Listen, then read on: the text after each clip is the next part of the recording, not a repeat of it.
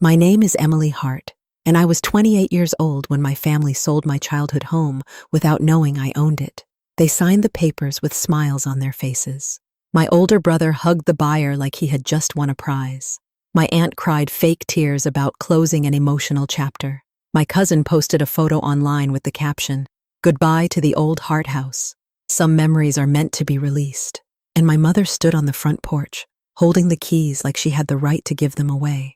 Nobody called me. Nobody asked me. Nobody even mentioned my name. To them, I was still the quiet daughter who left town, the girl who would rather keep peace than start a fight, the one they had always treated like furniture inside her own family. But what they did not know was simple. 7 years before that sale, my grandmother had changed the deed. The house was not theirs. It was mine, and by the time they found out, the buyer had already paid. The moving truck was already parked outside. And the whole family was about to learn what happens when the person they ignored finally holds the only key that matters. I was not always the girl who fought back. For most of my life, I was the girl who apologized first, even when I was not wrong, especially when I was not wrong. My childhood home sat at the end of Maple Lane, a white 2-story house with blue shutters, a deep front porch, and an old magnolia tree that bloomed every spring, like it was trying to remind the world that beautiful things could survive hard winters. To other people, it was just a house. To me, it was the last place I remembered being loved without conditions. My father died when I was 9. After that, the house belonged mostly to my grandmother, Ruth Hart. She had bought it with my grandfather long before I was born, and after he passed, she kept it alive with stubborn hands and careful love. She polished the banister every Sunday. She planted herbs under the kitchen window. She marked my height in pencil on the pantry door every birthday. When my mother became too tired or too bitter to notice me, Grandma Ruth noticed. When my brother Mason got praised for doing the bare minimum, Grandma Ruth quietly slipped a slice of pie beside my homework and said, "I see how hard you try, Emmy." She was the only person who called me Emmy. Everyone else called me Emily when they wanted something, or too sensitive when I noticed the truth. Mason was the golden child. He was 3 years older, charming, loud, handsome, and allergic to responsibility. When he crashed Mom's car at 19, she said boys make mistakes. When I scratched the kitchen table by accident, she said I was careless. When Mason quit college, everyone said he was figuring himself out. When I got a scholarship and moved away for university, my Aunt Linda said, "Don't act better than your roots." That was my family. If Mason failed, he needed support. If I succeeded, I needed humbling. Grandma Ruth saw it all. She never shouted about it. She was not that kind of woman. She had a quiet strength that made people behave better when she was in the room. But when she and I were alone, she told me the truth. "Your mother loves comfort more than fairness," she said once while we washed dishes. I looked at her, shocked. She handed me a towel. "And your brother loves being rescued. Don't become the rescue rope." I was 16 then. I did not understand how important that warning would become. After college, I moved 2 hours away and got a job in a small interior design firm. It was not glamorous. I started by organizing samples, answering emails, and carrying fabric books so heavy they bruised my arms. But I liked it. I liked rooms. I liked how light, color, texture, and memory could change the way people felt inside a space. Maybe that was because I knew what a house could mean. Grandma Ruth always told me I had house sense. Not just design sense, house sense. "You know when a room is lonely," she would say. I visited Maple Lane whenever I could, but every visit became harder because my family treated my return like an inconvenience unless they needed something. Mom needed money for bills Mason had promised to pay. Mason needed me to help rewrite his resume. Aunt Linda needed me to design invitations for free. Cousin Brooke needed my discount on furniture. And every time I tried to say no, someone mentioned family. Family needs help. Family does not keep score. Family shows up. It was funny how family always meant I should give, never that they should respect me. Grandma Ruth was the exception. She never asked for much. She asked me to sit with her on the porch. She asked me to make tea. She asked me what colors I was seeing lately in my work, as if colors were weather reports from a world she still wanted to know. When she got sick, I drove home every weekend. Mason came twice in 3 months. Mom came when neighbors might notice if she did not. Aunt Linda brought flowers and took selfies with them. I brought groceries, changed sheets, sorted medicine, read aloud when Grandma's eyes got tired, and slept in the old room at the top of the stairs where the wallpaper still had little faded birds on it. One rainy evening, Grandma Ruth asked me to bring a blue folder from the drawer of her writing desk. I thought it was insurance papers or medical forms. Instead, she held my hand and said, "Emmy, I need you to listen and not interrupt." That scared me more than any hospital machine. "I changed the house deed," she said. I stared at her. "What?" "The house will pass to you, not your mother, not Mason, you." My throat tightened. "Grandma, no, Mom will. Your mother has had enough chances to protect this house. She sees it as money. Mason sees it as emergency cash. You see it as home." I started crying. She squeezed my hand. "Don't cry like I'm giving you a burden. I'm giving you a promise." "What promise?" "That when they try to erase you, this house will remember you." I did not know what to say. She looked toward the window. Rain ran down the glass, blurring the magnolia tree outside. "They will be angry one day," she said. "Maybe not at first. Maybe they won't even know. But when money gets tight, people show you what they think love is worth. I don't want to fight them. I know. That is why I did it legally." A tired smile touched her face. "Peace is lovely, Emmy. But peace without protection is just permission for other people to take." 3 weeks later, she was gone. At the funeral, everyone cried loudly. Mom cried into a handkerchief and said she did not know how she would keep the house going. Mason stood beside her, looking serious and important, as if grief was another stage where he could perform. Aunt Linda told neighbors. Ruth wanted the family to stay together. I stood near the magnolia tree and felt like the only person who understood that Grandma Ruth had not left a house behind. She had left a test, and I already knew my family would fail it. The first year after Grandma Ruth died, nothing obvious changed. Mom stayed in the house. Mason came and went when he needed money, food, or sympathy. I paid the property tax quietly because the bill was sent to me after the deed transfer was completed. Mom never asked how it got paid. That was her gift. She never questioned comfort as long as someone else carried the weight. I also paid for repairs. The water heater, the porch steps, the roof patch after a storm. Each time Mom called me in a panic. "Emily, this house is falling apart. Your grandmother never told us how expensive it was." I wanted to say, "She told me exactly." Instead, I paid the contractor directly and kept the receipts. I did not tell Mom the house was legally mine, not because I wanted to trick her, because Grandma's lawyer advised me not to invite conflict until I had to. Mom had a life estate arrangement allowing her to remain there, but she had no right to sell. She could live in the house. She could not dispose of it. That distinction would matter later. At first, I thought keeping quiet was kindness. Now I know it was also fear. I was afraid of the fight, afraid of being called selfish, afraid of hearing my mother say I had stolen from her, afraid of Mason turning the family against me even more. So I stayed quiet. I paid bills.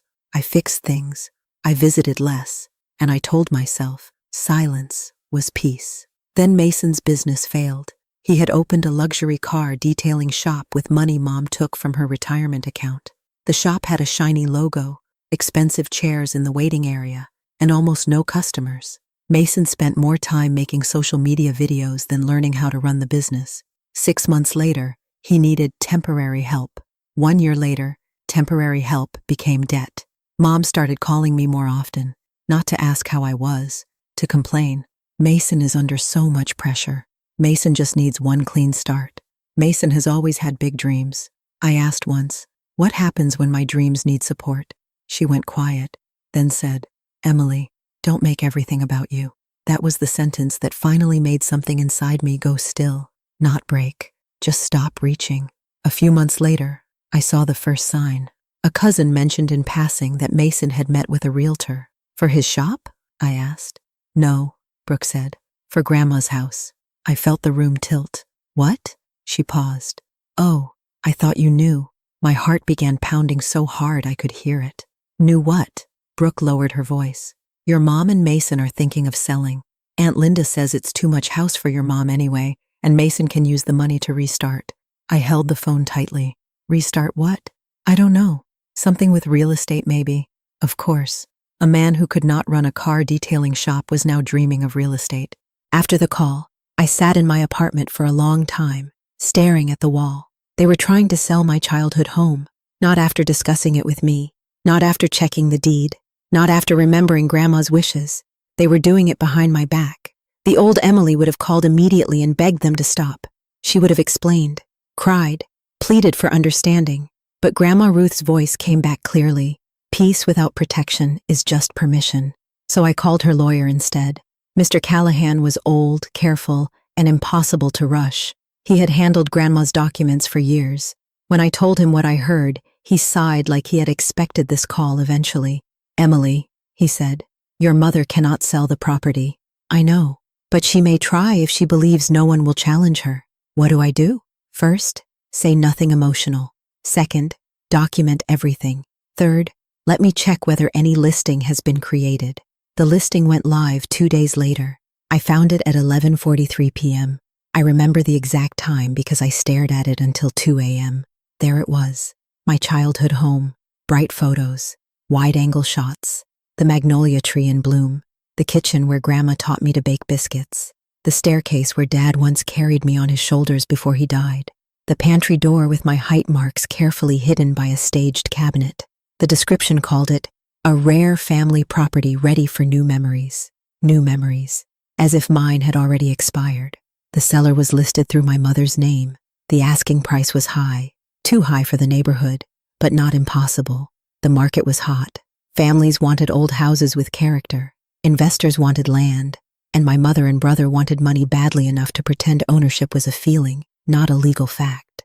I did not sleep that night. By morning, Mr. Callahan had confirmed what I already knew. The listing was unauthorized. Any sale would fail once a title search was properly reviewed, unless someone made a mistake, or unless my family misrepresented documents. Should we stop it now? I asked. We can, he said. But there may be value in seeing how far they go. That sounded colder than I expected from him. He continued. Your grandmother protected you because she knew they would pressure you if warned too early.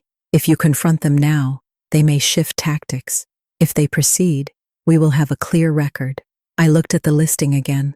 The front porch glowed in golden afternoon light. The house looked beautiful. It looked loved. It looked betrayed. I said, let them show who they are. For 3 weeks, I watched. I watched the open house announcement. I watched Mom post online. Hard decision, but it's time for our family to move forward. Our family. I watched Mason comment. Grandma would want us to build something better. Better. I watched Aunt Linda share the listing with crying emojis. I watched Brooke post a video walking through the house saying, so many memories here. Not once did anyone call me. Not once did anyone ask if I wanted to keep anything from my old room. Not once did anyone mention that I had paid taxes, repairs, insurance, and upkeep. The first offer came quickly, then another, then a third.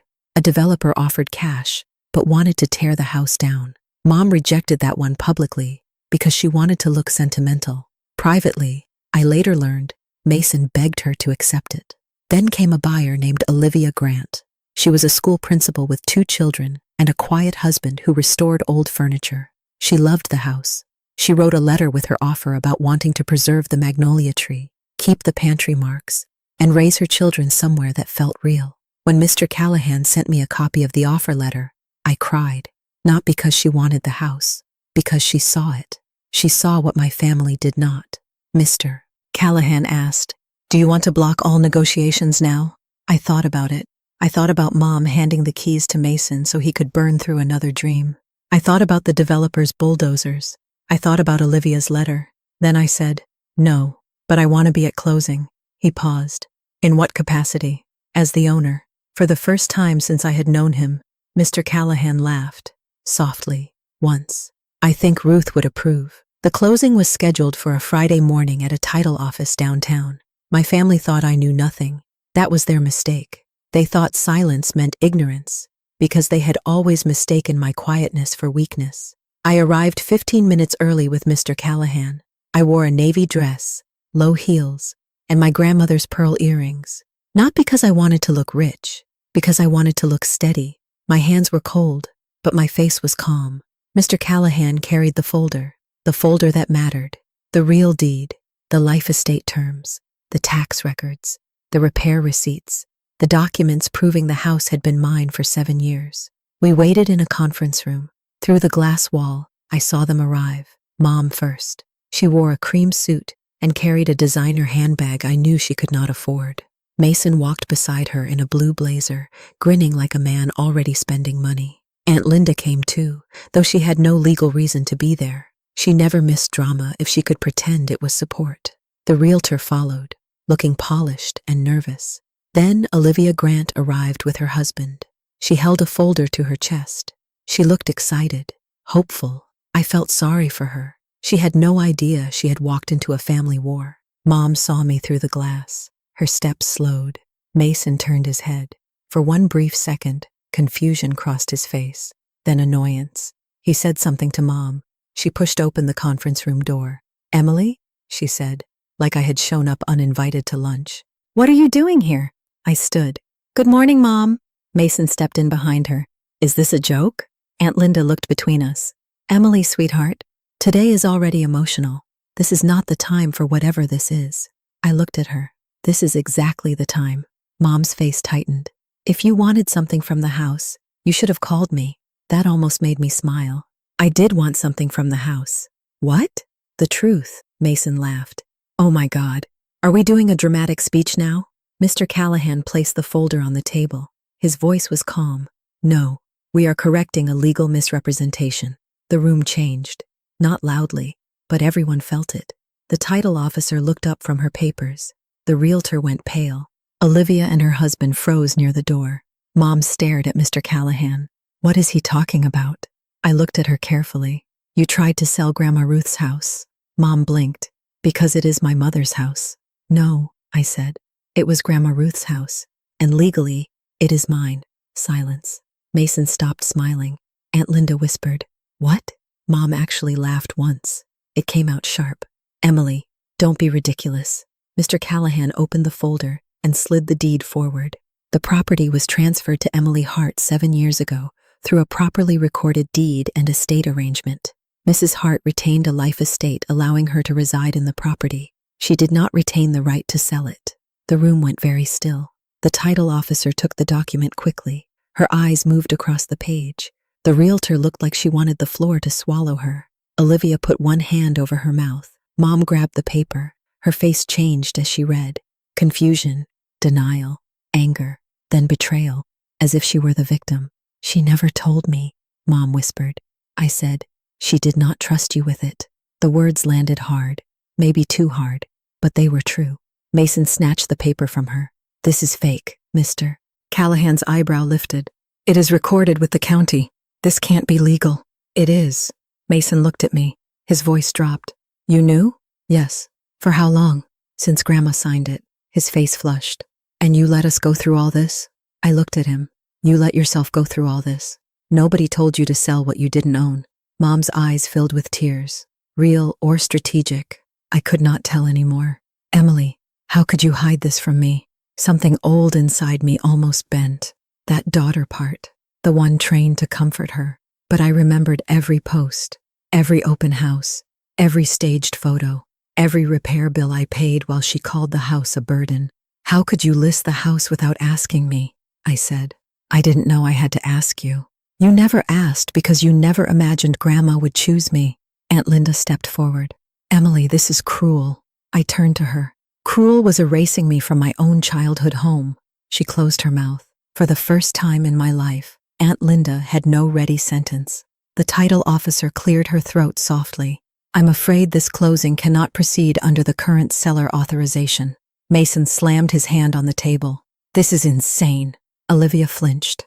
I hated that. She did not deserve this. I turned to her. "I'm sorry you were pulled into this." She nodded slowly, still stunned. "I only wanted to buy a home." "I know." And that was when I made the decision my family never saw coming. I looked at Mr. Callahan, then at Olivia. "The house is not available through them," I said, "but it may still be available through me." Mom's head snapped up. "What?" Mason stared at me. I continued, "Not today. Not under false papers. Not with my family pretending to own it.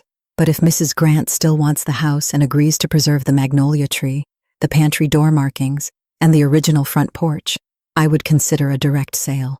Olivia's eyes filled. You would? Yes. Mom looked like I had slapped her. You would sell my mother's house to strangers? I turned back to her. You already tried to. That was different. How? It was for family. No, I said. It was for Mason. Mason pointed at me. You think you're better than us because Grandma put your name on a paper? No. I think Grandma knew exactly who would protect the house and who would sell it for another failed dream. His face twisted. Careful. For years, that tone would have made me shrink. Not anymore. I stepped closer. No, Mason. You be careful. You listed property you did not own. You misled a buyer. You pressured Mom into risking legal trouble because you needed money. So if you want this to stay a family embarrassment instead of becoming something worse, you will stop talking. His mouth opened. No words came. That was the first time I ever saw my brother speechless. It was not victory. It was relief. The meeting ended without a sale. The realtor apologized to everyone 3 times. The title officer documented the issue. Olivia left with her husband, but before she did, she touched the doorframe and looked back at me. I would keep the magnolia, she said quietly. I know, I replied. My family stayed behind. Of course they did. The moment the others left, Mom turned on me. Her tears were gone now. You humiliated me. No, I corrected you. You let me walk in here like a fool. You walked in here like an owner. I am your mother, and I am the owner. She stared at me like she had never seen me before. Maybe she hadn't. Maybe she had only ever seen the role she needed me to play. Mason paced near the window. This is not over. Mr. Callahan closed the folder. It is legally very much over. Aunt Linda tried one last time. Emily, surely there is a way to keep this within the family. I looked at her. Where was that concern when they listed it without me? No answer. I picked up my handbag.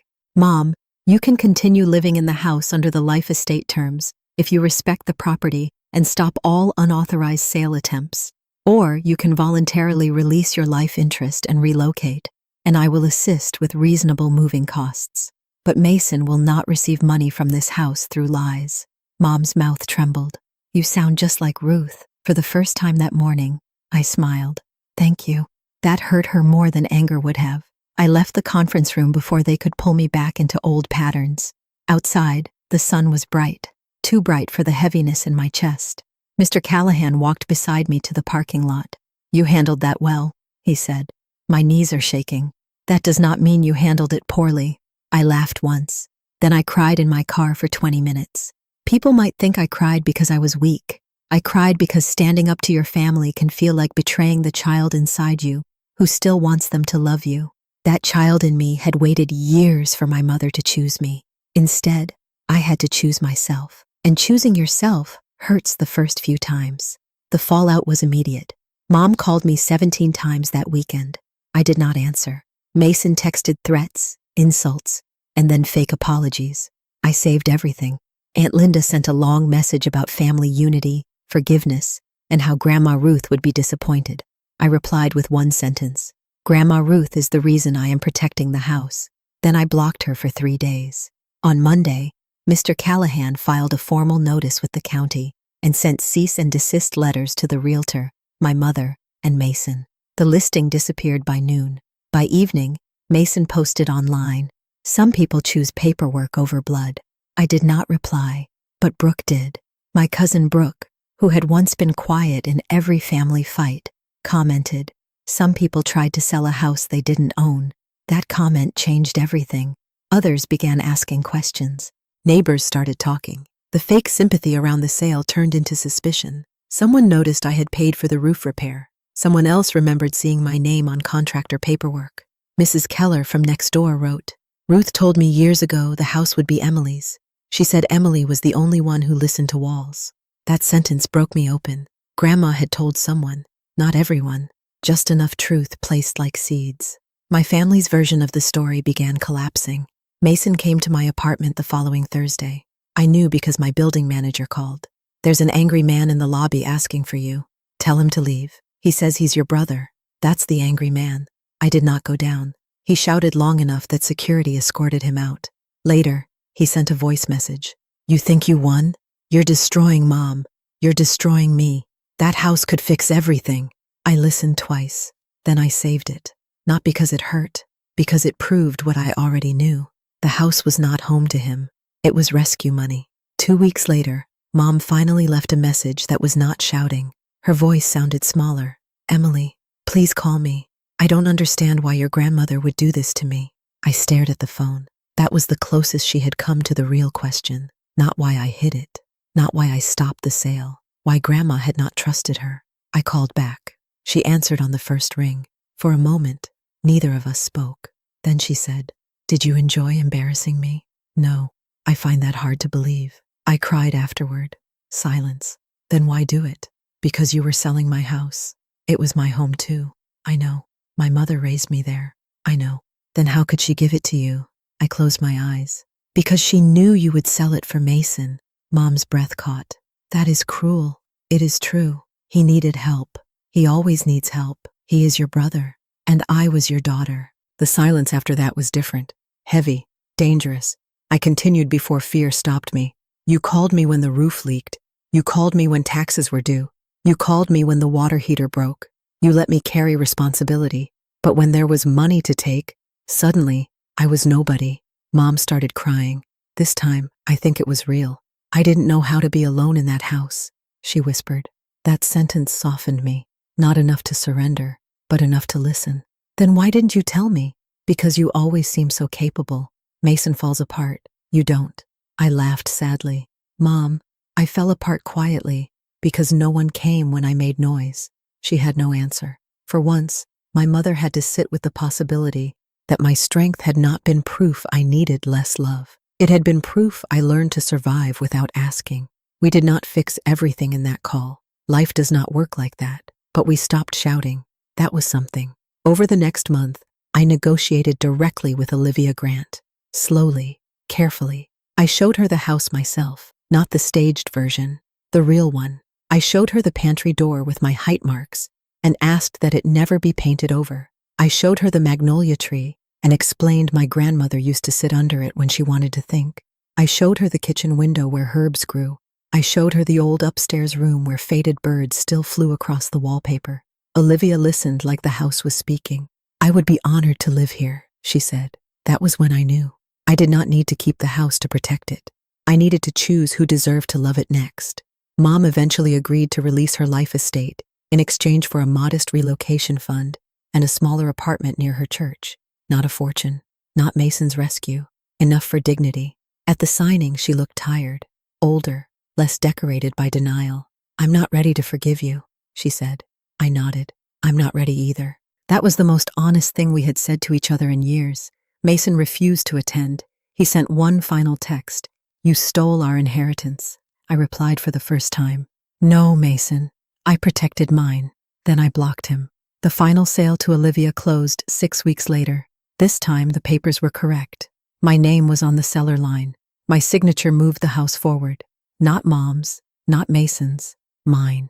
At closing, Olivia gave me a small framed sketch of the house. In the drawing, the magnolia tree was in bloom.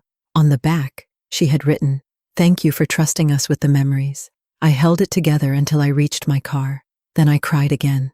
Not from grief alone, from release. Some homes are not meant to be kept forever. Some are meant to teach you what you are worth, then let you go. With the money from the sale, I did not buy Mason a new dream. I did not hand Mom a large check to prove I was a good daughter. I paid off my student loans. I started my own interior restoration studio, and I created a small fund in Grandma Ruth's name to help elderly homeowners repair and preserve old houses instead of being pressured to sell them. I called it the Ruth Hart Home Fund. The first project was Mrs. Keller's porch next door. When we finished it, she sat on the steps and cried. "Ruth would have loved this," she said. I looked across the street at my old childhood home. Olivia's children were playing under the magnolia tree. The pantry marks were safe. The porch was painted. The house was alive. For the first time, I did not feel like something had been taken from me. I felt like something had been completed. Months later, Mom invited me to tea at her new apartment. It was small, but bright. She had placed one photo of Grandma Ruth on the shelf, not the formal funeral photo, a porch photo, the real her. We drank tea awkwardly at first. Then Mom said, "I found old letters from your grandmother." I waited. "She wrote once that you had the strongest heart in the family." My throat tightened. Mom looked down at her cup. I think I resented that. The honesty surprised me. Why? Because I wanted to be that person, and I wasn't. I did not know what to say. She continued, I leaned on Mason because he made me feel needed. You made me feel judged, even when you weren't judging me. That sounded like my mother, making her guilt partly my responsibility. But this time, I did not accept the full weight. I was a child, I said gently. It was not my job to make you feel like a good mother. She closed her eyes. A tear slipped down her cheek. No, it wasn't. That was the closest she ever came to an apology. I accepted it as a beginning, not a repair. Mason stayed angry for a long time. Maybe he still is. I heard through Brooke that he moved out of state after another business idea failed. He told people I ruined him. That used to bother me. Now I understand that people who live by being rescued often call boundaries betrayal. Aunt Linda eventually unblocked herself from my life with a Christmas card that said, Hope we can all heal. I did not respond. Healing does not require reopening every door. My studio grew, slowly at first, then steadily. People hired me to restore old rooms, preserve family details, redesign inherited houses, and make spaces feel like memory without turning them into museums. I had found my work, not just design, restoration. I understood broken homes. I understood rooms with secrets. I understood the difference between keeping the past and being trapped by it.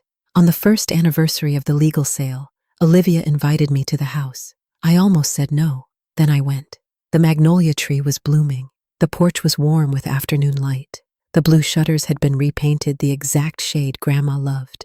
Inside, the house smelled like cookies, old wood, and new life. Olivia had kept the pantry door. All my height marks were still there. Beside them were 2 new pencil lines, her children's names. For a moment, I could not breathe. Then Olivia touched my shoulder. Is it okay? I nodded. It's perfect.